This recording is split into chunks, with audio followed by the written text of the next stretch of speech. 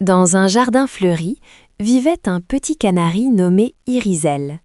Ses plumes étaient un arc-en-ciel de couleurs, du bleu ciel au jaune soleil, en passant par le rose bonbon. Chaque matin, elle chantait des mélodies joyeuses qui réveillaient les fleurs.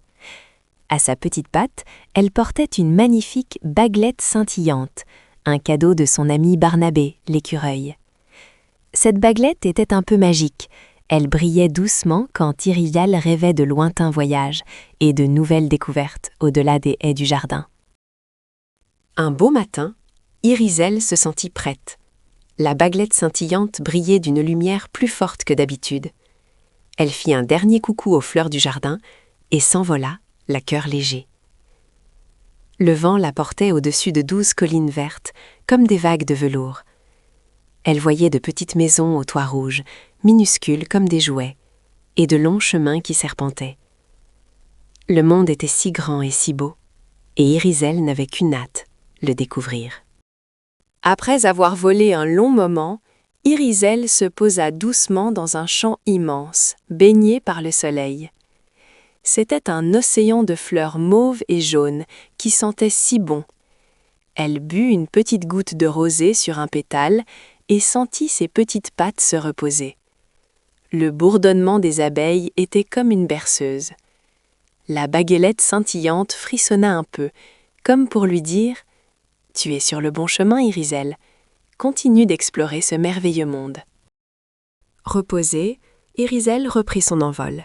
Elle survola une jolie rivière scintillante où de petits bateaux colorés glissaient doucement sur l'eau. Sur les rives, des villages s'étiraient, avec leurs maisons aux volets bleus ou verts, entourées d'arbres fruitiers. Elle entendit les rires lointains d'enfants qui jouaient. Chaque nouveau paysage était une carte postale, et Irizel se sentait si chanceuse de pouvoir voir toutes ces merveilles de ses propres yeux. En fin d'après-midi, Irizel aperçut au loin un arbre extraordinaire. C'était un arbre géant, aux feuilles de toutes les couleurs de l'arc-en-ciel, qui semblait chanter doucement avec le vent. Elle s'approcha, intriguée, et se posa sur une de ses branches.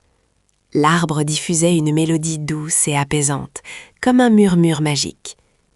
La baguelette scintillante se mit à briller d'une lumière chaude et enveloppante. Irizel avait trouvé quelque chose de vraiment spécial.